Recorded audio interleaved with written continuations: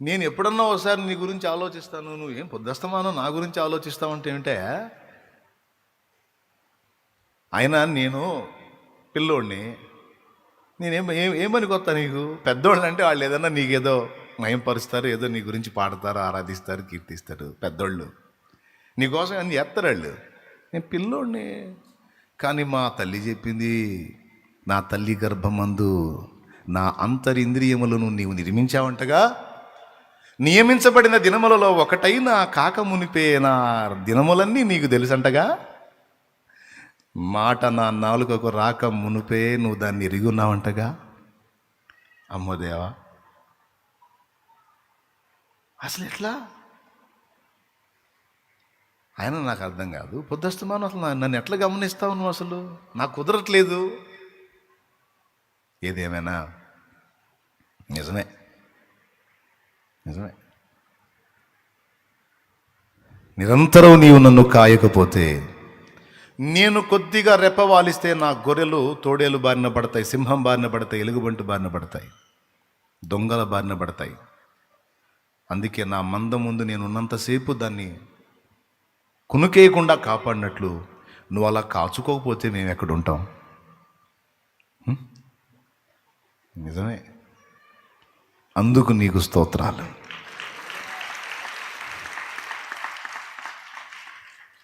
కాళ్ళ కింద పాములు, చుట్టూ జంతువులు, అడవి, ఒంటరిగాడిని. ఎవరున్నారు? ఎట్లా బతికున్నాను? బాలుణ్ణి. నీ దయే కదా. ఇప్పుడు పుట్టదు ప్రేమ మైండ్ బాగున్నోడికి. స్తోత్రం. సృష్టికర్త అయినందున, ప్రాణమిచ్చి కాచినందున, కొనగక నిద్రపోక నిరంతరము కాయుచున్నందున ప్రేమ పుట్టదా? 3 పాపాలు క్షమిస్తేనే పుట్టిద్దా ప్రేమ? హల్లెలూయా. 3. 4వది, దైనందిన జీవితంలో నువ్వు ఫేస్ చేసిన అనుభవాలు. ఒకటొకటి చెప్తాను నేను. కొన్నిసార్లు కలత చెంది కృంగిపోయి చేతికి రాని స్థితికి వెళ్ళిపోయావు నువ్వు. ఆశ్చర్యమైన రీతిని నిన్ను ఆదరించి, తన వాగ్దానముల చేత నిన్ను సంధించి, ధైర్యపరిచి, వెన్ను తట్టి నిన్ను నిలబెట్టుకున్నాడు. ఇప్పటిదాకా నిలబెట్టుకుంటూ వచ్చాడు ఆయన. నలుగురిలో నవ్వులు పాలై నువ్వు కూర్చొని ఏడుస్తూ ఉంటే క్రొత్త వాగ్దానం ఇచ్చి నీకు ఛార్జ్ చేశాడు ఆయన.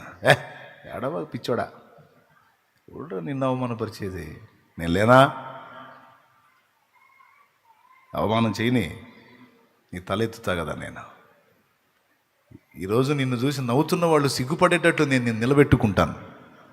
ఆ నిందకు లక్ష్య పెట్టొద్దు, ఆ అవమానాన్ని లక్ష్య పెట్టొద్దు, ఆ తృణీకారాన్ని లక్ష్య పెట్టొద్దు. నేను నీ పక్షంగా ఉన్నా అని, నీ పక్షం వహించానని చెప్పి నీ వెన్ను తట్టి ధైర్యపరిచి నిన్ను నిలబెట్టిన ఘట్టాలు లేవా? నీ జీవితంలో ఒక్కటి కూడా లేదా? ఆయన నిన్ను ధైర్యపరిచింది లేదా? గుండె చెదిరిన వేళ నిన్ను ఓదార్చింది లేదా? వ్యాధిని బట్టి నువ్వు కలత చెందితే నేను లేనా, స్వస్థపరుస్తానని నిన్ను ధైర్యపరిచిన దాఖలాలు లేవా? ఉన్నాయా లేవా? అవమానాలు ఎదుర్కొని సిగ్గుతో తలదించుకొని కుమిలి కుమిలి ఏడుస్తున్న వేళ,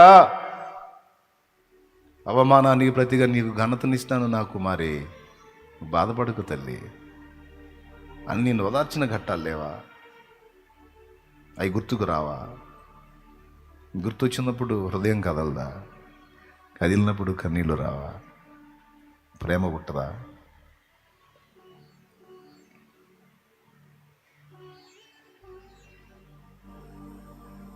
పాపం క్షమిస్తేనే ప్రేమ పుట్టిద్దా? ఎన్ని రకాల కృపలు చూపాడు.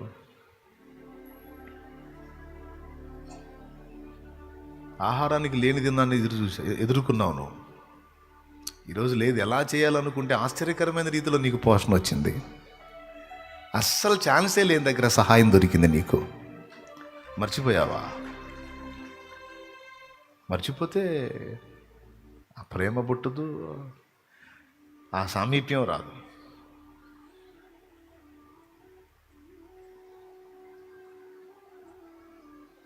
అందరూ తృణీకరించిన దావీదుని తీసుకొచ్చి అందరి ముందు నిలబెట్టి సమయంలో పోయి తైలం అన్నాడు.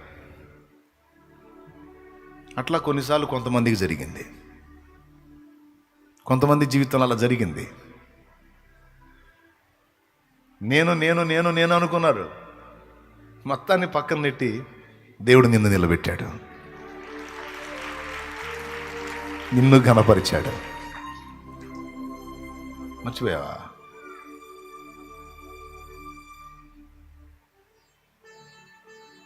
మీరు ఊహించు, నువ్వు రోడ్డు మీద వెళ్తున్నప్పుడు ఎన్నిసార్లు చావు నీకు దగ్గర వచ్చింది, ఎన్నిసార్లు జస్ట్ మిస్ అనుకుంటే వెళ్ళిపోయావు నువ్వు. Just miss. ఎట్లా అయింది జస్ట్ మిస్? Just miss. తప్పించాడు, కనురెప్ప పాటలు తప్పించాడు. మొన్న నాగైతే అంతే, ఒక 10 minutes లేట్ అయితే అవుట్. సేవ్ చేశాడు ఆ క్షణాన. నీ ఆకలిని ఎరిగి ఆహారం పెట్టాడు, నీ అవమానాన్ని ఎరిగి నీ పక్షాన నిలిచి ధైర్యపరిచి వెన్నుతట్టి నీ తలనెత్తాడు. అంతేకాదు, అనేక సార్లు మరణము నీకు సమీపమైనప్పుడు, అది వ్యాధి వలన కానీ లేకపోతే ఆకస్మిక ప్రమాదాల వల్ల కానీ, ఎన్నోసార్లు చావు నిన్ను ఎదుర్కొంది. కానీ దాన్ని చేతబడకుండా నిన్ను తప్పించాడు. మింగడానికి వచ్చిన మరణాన్ని ఒక దెబ్బతో తట్టి అవతలకి నెట్టి నిన్నెత్తుకున్నాడు. లేకపోతే ఎప్పుడో బొందలు అయిపోయి మట్టికి మట్టి అయిపోయి ఉండేదానివి. ఇప్పటిదాకా నీకు మనుగడా.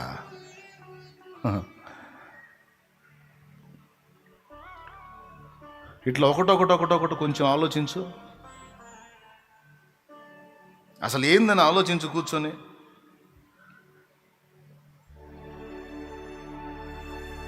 ఇన్నొస్తాయి. క్షమాపణ విషయంలో తప్ప దేవుణ్ణి ప్రేమించడానికి ఇక హేతువే లేదా?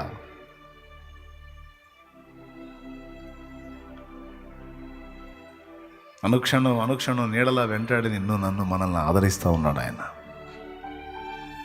ఎంతోమంది విశ్వాస యాత్రలోనికి వచ్చి మళ్ళీ ఇరుగు మార్గం నుంచి మళ్ళీ విశాల మార్గానికి వెళ్ళిపోయారు, కానీ నిన్ను బానీయకుండా పట్టుకున్నాడు. తన ఆత్మనిచ్చి నిన్ను ధైర్యపరిచి తొట్టుపడిన వేళ సహా నిన్ను లేవనెత్తుతున్నాడు. నేను పనికిరానయ్యా నువ్వు కూర్చొని ఏడిసే నోర్మై, ఎవరు చెప్పారు? నేను క్షమిస్తున్నా పో, లే. నేను తగనయ్యా, నేను పనికిరానయ్యా, నాకు అర్హత లేదయ్యా, నువ్వు కుమిలి ఏడుస్తుంటే తన వాగ్దానము చేత నిన్ను సంధించి, ఇదిగో నీ అతిక్రమములను నేను తుడిచివేసి ఉన్నాను, నేను వాటిని జ్ఞాపకం చేసుకో, నీకేం భయం ఏంది, వదిలేస్తున్నా కదా, లే, నా రక్తంతో నేను కడుక్కున్నా, నీకు జాగ్రత్తగా ఉండు, ఓ ఎవరన్నా నేను చూసుకుంటా పోలే అని నిన్ను ధైర్యపరిచి నిలబెడితే నువ్వు విశ్వాసంలో నిలిచున్నావు. లేకపోతే ఎక్కడ నీ విశ్వాసం ఎప్పుడో బ్లాస్ట్ అయిపోయేది, నువ్వు ఎప్పుడు లోకానుసారి అయిపోయేవాడి. కానీ పోకుండా ఇన్ని ఆటుపోట్ల మధ్య నువ్వు ఆయన్ని పాదాలు హత్తుకొని ఉండగలిగావంటే ఆయన కృప.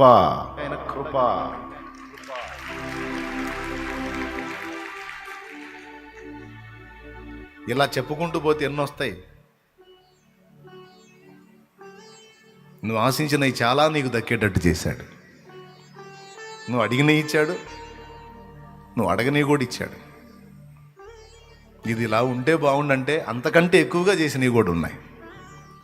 నువ్వు ఊహించింది ఇచ్చాడు, నువ్వు అడిగింది ఇచ్చాడు, ఈ రెండింటికి మించి కూడా ఇచ్చాడు ఆయన. ఒకవేళ ఇంకా ఇలేదా, తప్పకుండా ఇస్తాడు. నువ్వు ఊహించావా అంత త్యాగం సిలువ మీద నీ కోసం చేస్తాడని? తన ప్రాణాన్నే నీ కోసం నిలువునా ధారపోస్తాడని నువ్వు ఊహించావా? నేను ఊహించానా? కానీ చేశాడు కదా. అంత చేసిన వాడు ఈడా.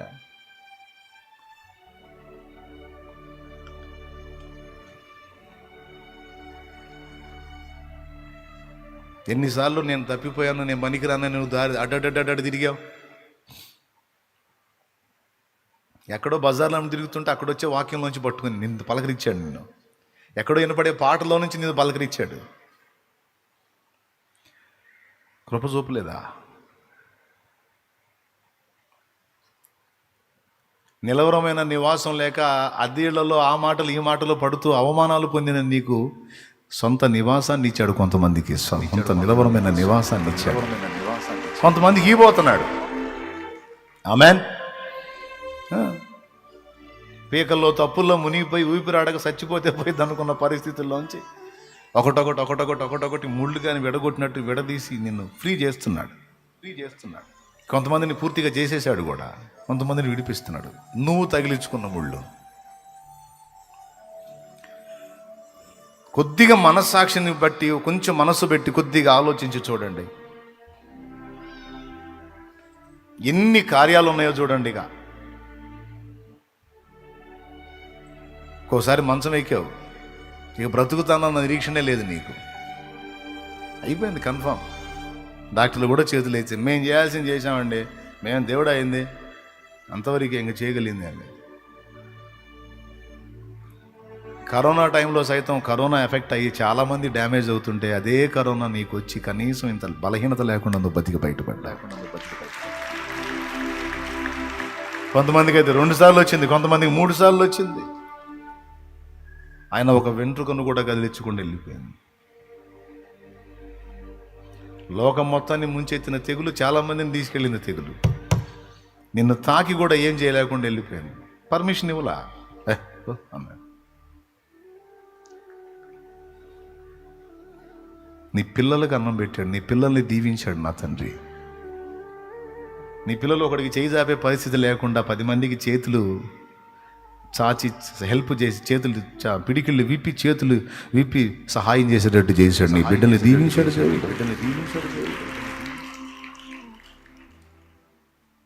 భౌతికంగాను చేశాడు, ఆత్మీయంగాను చేశాడు, చేయబోతున్నాడు, సిద్ధపరిచాడు.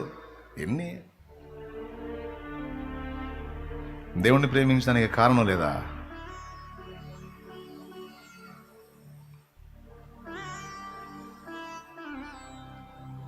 ఇప్పుడు ఇక దీన్ని బట్టి ఎవరి లైఫ్లో వాళ్ళు ఆలోచించుకోండి. నా జీవితాన్ని నేను కూర్చొని అంతే ఆలోచించుకుంటానండి. నేను ఎందుకు ప్రేమించాలంటే నా సృష్టికర్త కాబట్టి ప్రేమించాలి. నేను ఎందుకు ప్రేమించాలంటే తల్లి గర్భంలో ఆయన వ్రేళ్ళే నన్ను నిర్మించినాయి కాబట్టి ప్రేమించాలి. నేను ఎందుకు ప్రేమించాలంటే ముందే ఆయన నన్ను అమితంగా ప్రేమించి ప్రాణం ఇచ్చాడు కనుక నేను ప్రేమించాలి. న్యాయం, అది నాకు క్షేమం, అది న్యాయం. నేను ఎందుకు ప్రేమించాలంటే పిచ్చి పట్టినట్టుగా నిరంతరం నన్ను చూస్తున్నాడు, కాచుకుంటున్నాడు. అంతేనా? నేను ఎదుర్కొన్న ఎన్నో చేదైన అనుభవాల్లోంచి నన్ను బయటికి తీసుకొని వచ్చాడు. ఒకవేళ చేదులు నాకు అనుమతించిన ఆ చేదులను సహా నాకు మేలులుగా ఆయన మార్చి ఉన్నాడు. అవునండి.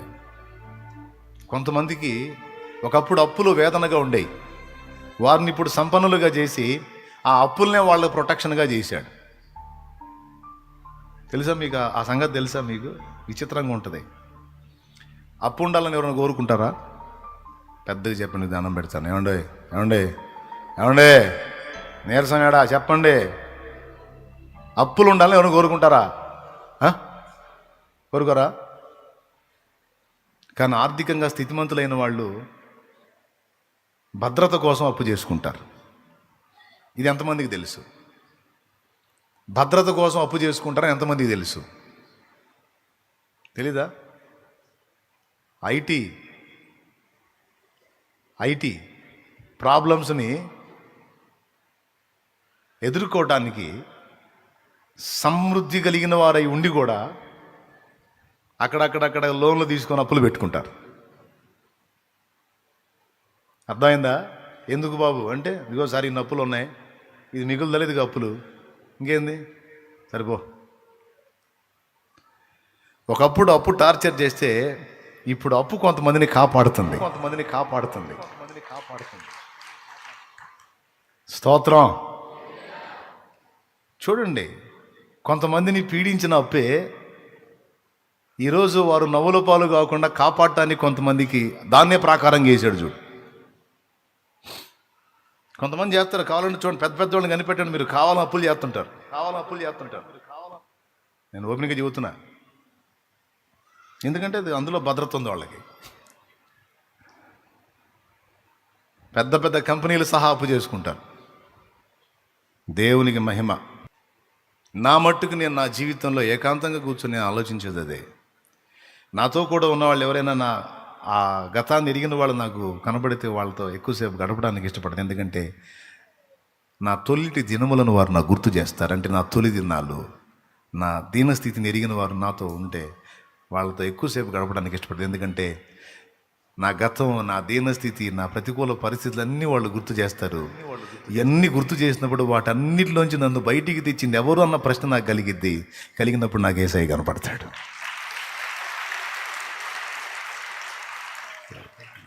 కన్నీళ్లతో ఆయన పాదాల దగ్గరికి వెళ్ళిపోతాను.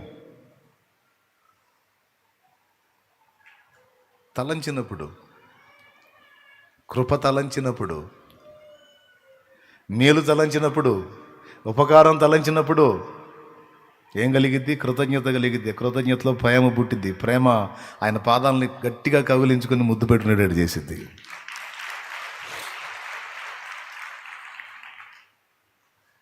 నా లైఫ్లో చాలా ఉన్నాయి. నేను అట్లా అసలు రికార్డింగ్ స్టూడియో ఎలా ఉంటుంది, ఇయర్ ఫోన్స్ పెట్టుకుంటే ఎలా వినపడిద్ది? ఒకసారన్నా నేను అసలు ఇయర్ ఫోన్స్ పెట్టుకుంటానా అనుకున్నా. నేను పాడటం పక్కన పెట్టి ఇయర్ ఫోన్స్ పెట్టుకుంటానా? ఇయర్ ఫోన్స్ ఏందిరా? ఇయర్ ఫోన్స్ నీకు పెడతాను, నువ్వు పాడతావు. ఆ పాట అనేక మంది ఇయర్ ఫోన్స్ పెట్టుకుని వినేటట్టు చేస్తా.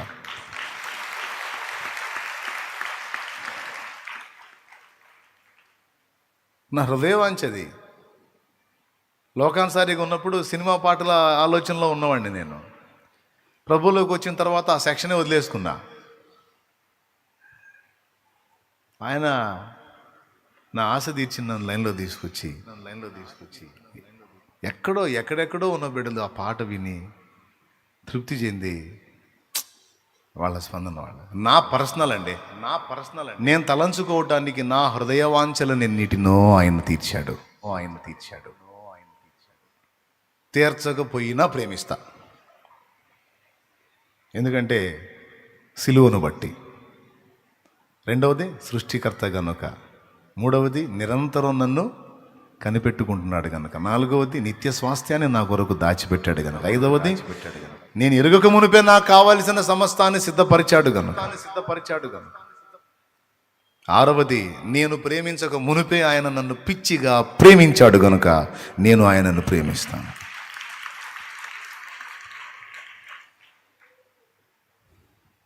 ముందు మాట గుర్తించండి. విస్తారంగా ప్రేమించినవాడు విస్తారంగా క్షమించబడతాడన్నాడు. ప్రియులారా, ఈ మాటలన్నీ ఎందుకు మీకు ఇంతగా చెప్తున్నానంటే, కొంతమందికి కన్నీళ్లతో దేవుని పాదాలను ఆశ్రయించడానికి కాజు కనపడదు, కారణం కనపడట్లా. ఈ వచనం ప్రకారం ఆలోచిస్తే క్షమాపణను బట్టే సమీపం, కానీ ఇంకా వేరే ఆప్షన్ లేదనుకుంటున్నారు. బోల్డ్ అంతుంది. కాబట్టి ఎప్పుడు నువ్వు ప్రభు దగ్గరికి చేరి ఆయనను ప్రేమించి ఆయనను పెనవేసుకోవాలని నీకు అనిపిస్తే నువ్వేం చేయొద్దు, ఒంటరిగా కూర్చో.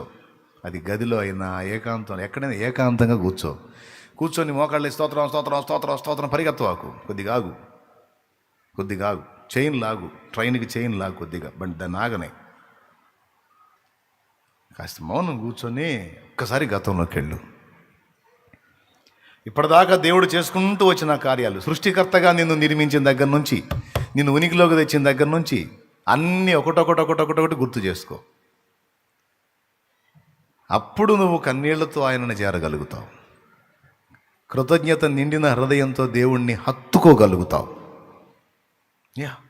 నిన్ను క్షమించిన తీరు, ప్రేమించిన తీరు, నిన్ను నడిపిస్తున్న తీరు, పోషిస్తున్న తీరు, బ్రతికిస్తున్న తీరు, బ్రతికించిన తీరు,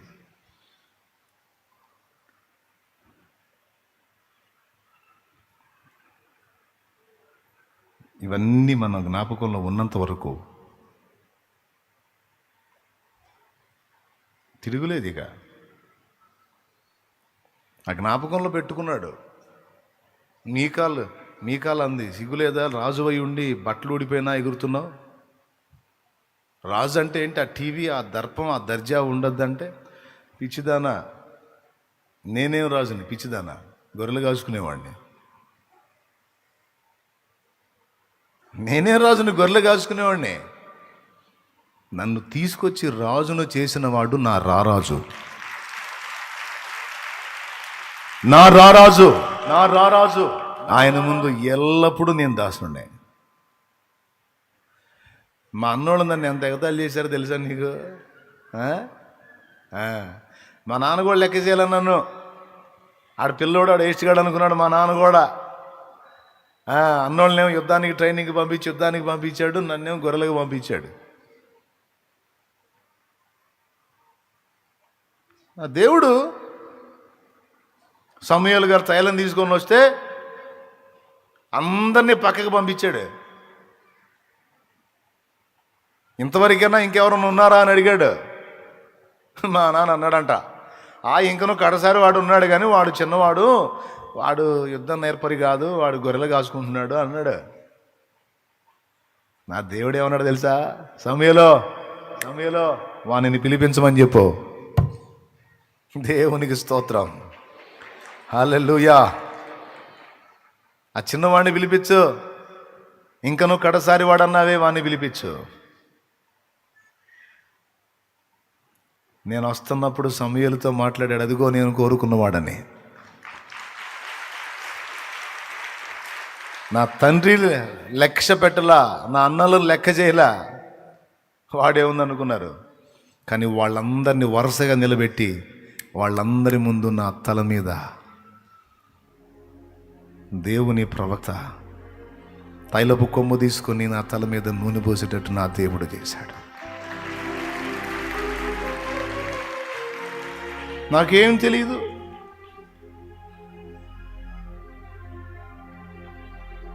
లోకంలో నశించిపోతున్న నిన్ను పిలవలా, నిన్ను వెతకలా, నిన్ను బయటికి తీసుకొని రాలా, ప్రక్కగా తీసుకొని రాలా. వాళ్ళందరికీ లేని ధన్యత నీకులా. నీ తల మీద పరిశుద్ధాత్మ తైలం పోయిలా, తన రక్తంతో నిన్ను గడగలా, ఏర్పరచబడిన జనంలోకి నిన్ను చేర్చలా, నిత్యమైన స్వాస్థ్యాన్ని నీకు దాచలా, నిన్ను ఎదిరించిన శత్రువులను నీ ఎదుట కోల్చలా. దావీదు అంటాడు, పిచ్చిదాన్న, ఆయనతో నాకున్న అనుబంధం నీకేం తెలిసే వెర్రి మొహం? నీకు తెలుసా? నీకు తెలుసా ఆయన ఏందో? నీకు తెలుసా ఆయన ఏందో? నా దేవుడే పిచ్చిదాన్న, నా దేవుడు, నా రాజు, నా సృష్టికర్త. నీకు అర్థం కాదు వెర్రి మొహం. మన మనుషుల దగ్గర ఎచ్చులు పడవచ్చు, వాళ్ళు ఏదో అనుకుంటారు. ఆయన దగ్గర పడకూడదే. ఆయన దగ్గర ఎంతే అనిపించదన్నా మీ కళ్ళు.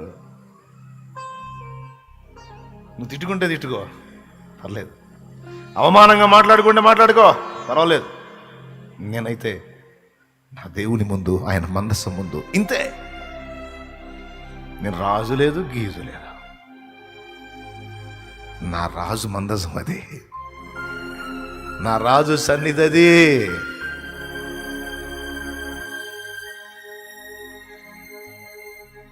ఎన్నికలేని నన్ను ప్రేమించి, నా చెల్లి నిన్ను కూడా అట్లా ప్రత్యేకపరుచుకున్నాడు మా. లోకము నుండి నన్ను వేరుపరచి,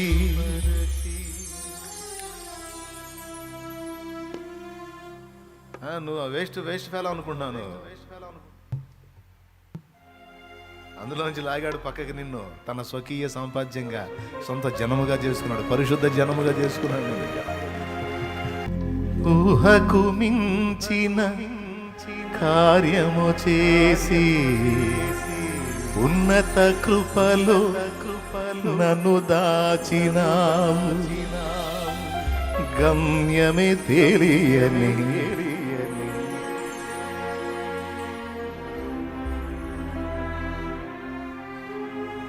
ఈ పయనములో గమ్యమే తెలియని నిజమైన దేవుడు ఎవరో తెలియదు, నా సృష్టికర్త ఎవరో తెలియదు. కనబడ్డ దాన్నల్లా నిజమని భ్రమించి మోసపోయాను. ఏం బతుకుతున్నానో, ఎలా బతుకుతున్నానో, దాని అర్థం ఏంటో, పరమార్థం ఏంటో, నా ముగింపు ఏంటో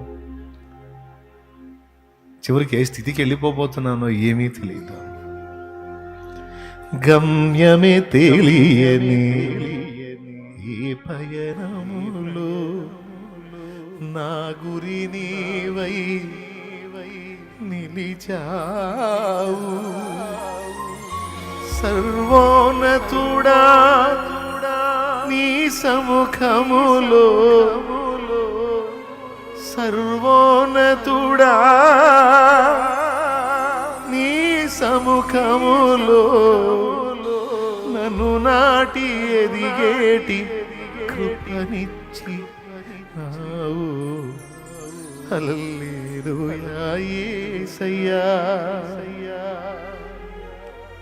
కురిపించావు నీ చూపులో వెన్నెల, పలికించావు నీ ప్రేమ రాగాలిలా. వేణోళ్ళ కొనియాడినా నా ఆశయే.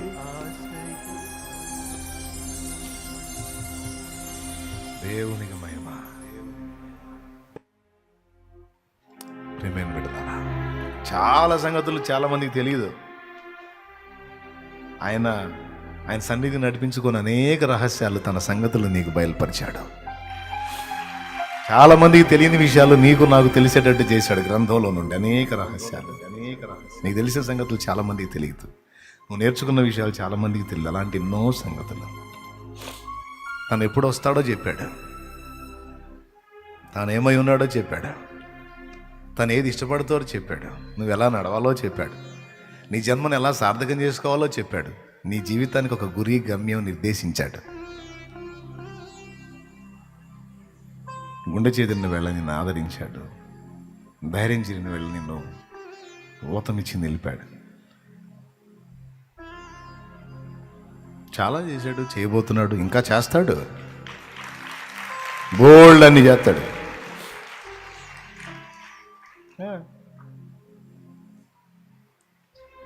మొన్న తల్లి చెబుతుంది, కొడుకు ఉద్యోగం తీసేయాలని స్కెచ్ గీశారంట. అయ్యా నేడిస్తే ఉద్యోగం తీసేయడం కదా, ప్రమోషన్ ఇచ్చారంట. ఇంకా ఎవరు లేరు వాళ్ళకి, ఎవరు లేరు. మరి ఎవ్వరు లేరు, దేవుడే తప్ప ఎవరు లేరు. అయ్యా చేస్తాడు, చేశాడు, చేస్తాడు ఇంకా. కాబట్టి ఎవరికి లేని ధన్యతలు ఎన్నో నీకు ఇచ్చాడు. గుర్తు చేసుకో. కనెక్ట్ అయిపోతావు. కనెక్ట్ అయిపోతే బాగుపడతావు, బాగుంటావు, అద్భుతంగా ఉంటావు. ఆయనకి సరిగ్గా కనెక్ట్ అయితే తన రహస్యములను నీ ముందు ఓపెన్ చేశాడు. నాడు ఎంతోమందికి దక్కని తన పరిశుద్ధ గ్రంథాన్ని నీ చేతికి వచ్చేటట్టు చేశాడు ఆయన. దీని విలువ నీకు తెలియట్లే. ఇది తెలియదు చాలామందికి, ఇది లేదు చాలామంది చేతుల్లో. నీ చేతిలో ఉంది. ఇందులో దేవుని చిత్తం, దేవుడెవరు, ఆయన సంకల్పం ఏంటి, నీ లైఫ్, నీ ఉనికి, నీ ముగింపు మొత్తం ఇందులో ఉంది. ఆయన సంగతి ఉంది, ఇందులో నీ సంగతి కూడా ఉంది. చాలామందికి లేదే ఇది.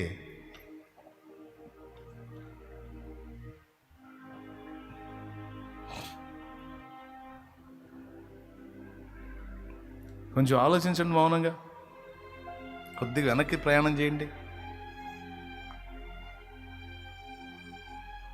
గుర్తుపెట్టుకో, ప్రతిదీ మర్చిపోవద్దు, ఏది మర్చిపోవద్దు.